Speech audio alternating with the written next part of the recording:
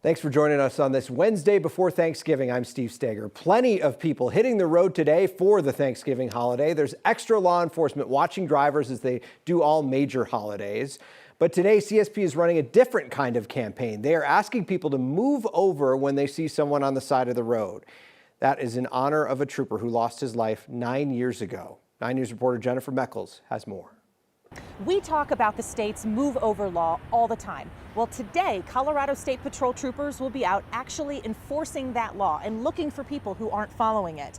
If you see an officer or a road worker, or even just an everyday driver with their hazards light on, pulled over on the side of the road, it is the law that you move over, give them some space, or if you can't move over, that at the very least you slow down significantly, like 20 miles an hour or more. And why is that? Well, it was this week in 2016 that State Trooper Cody Donahue was hit and killed while working a crash on I-25 near Castle Rock. The driver that hit him ultimately was sentenced to 30 days in jail. But Trooper Donahue's story is not a one-time story. We have seen many other people hit over the years: law enforcement, highway workers, regular drivers. Just this month, a driver hit a CDOT worker in an active work zone. That worker was injured but survived. In Trooper Donahue's memory, state troopers and Douglas County deputies are out patrolling in Douglas County today, looking for pulled over vehicles and making sure other drivers are giving them room. Whether it be construction worker, road maintenance, CDOT, working there on the side of the road as well. We want to make sure that those cars do know that they are there. That way it's not putting them in harm's risk. And by even incorporating vehicles that have their emergency lights on, that person could be outside of their vehicle about to change their tire. And you want to make sure that if that was your loved one, you would want everyone to move over. The move over law has actually evolved over the last few years to widen the scope of who it protects and increase penalties for people who don't follow it. And yet we still see crashes like Trooper Donahue's continue to happen. So please be careful this week when you're out on the roads. We've got the perfect mix of ingredients for problems, with more people out driving for the holidays, everyone in a hurry, and our first real taste of winter weather coming this weekend. So follow the move over law and also follow the traction laws. Reporting in Denver Metro, Jennifer Meckles, 9 News. It's been fairly smooth flying at DIA so far. Just 6 flight cancellations, 95 delays there. Also, both the East and West security have pretty short wait times for TSA checks. It's cloudy out there right now, but dry. The big question, will it still be nice for Thanksgiving tomorrow? Joining us now, Keely Chalmers with our 9 News Weather Impact team. You know, everybody's wondering, can you get outside and burn off some of that turkey after you eat it? Absolutely. Tomorrow's going to be the day to do it. Friday is looking fantastic as well for outdoor activities. Things change, though, as we head into the weekend. We have got an Arctic blast moving in and a decent chance for some snow. Certainly going to get snow up in the high country at our favorite ski areas. There's a live shot, a live look at Loveland. Folks getting some turns in. We're getting a little bit of light snow falling as we speak up in the mountains. So taking a quick look at your 7-day forecast, 48 degrees. That's our forecast high for today. Even warmer tomorrow in the 50s, 60 degrees by Friday. So it is mild, great weather to get outdoors. A little flag football possibly for tomorrow, and then changes as we head into the weekend with some Arctic air moving in, moisture as well. So we are calling potential weather impact alerts for both Saturday and Sunday because of low elevation snow.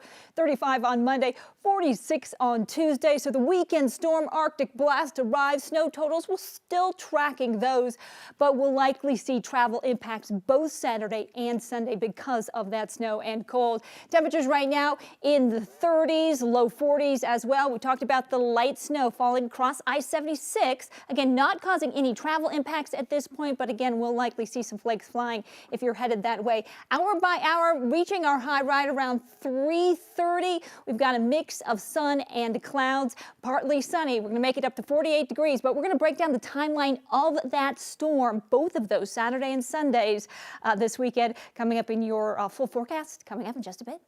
All right, Keely, thank you.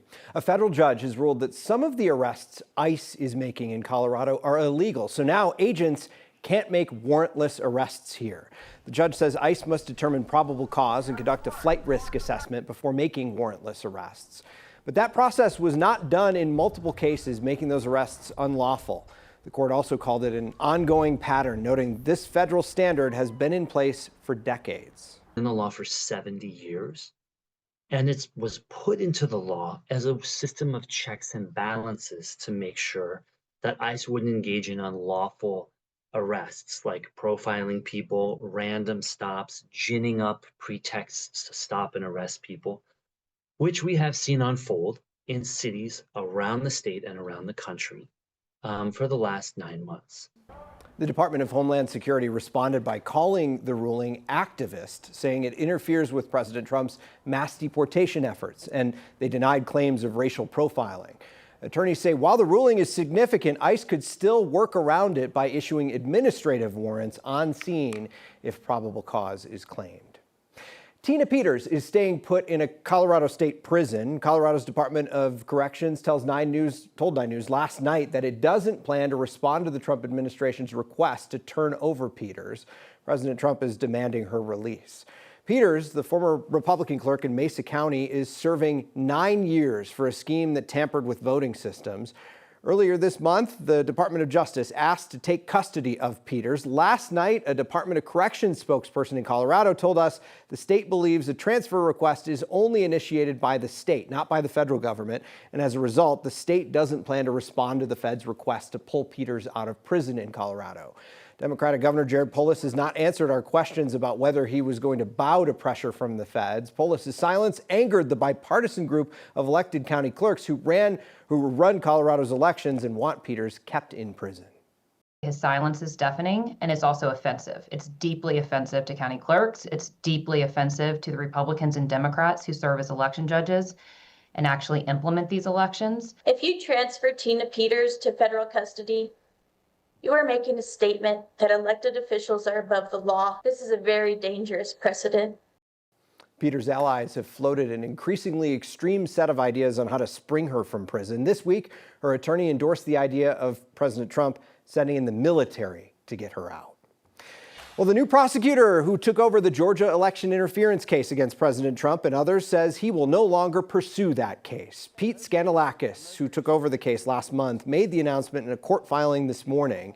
He replaced Fulton County District Attorney Fonnie Willis, who was removed due to a conflict of interest. Legal action against Trump was unlikely to proceed while he's president.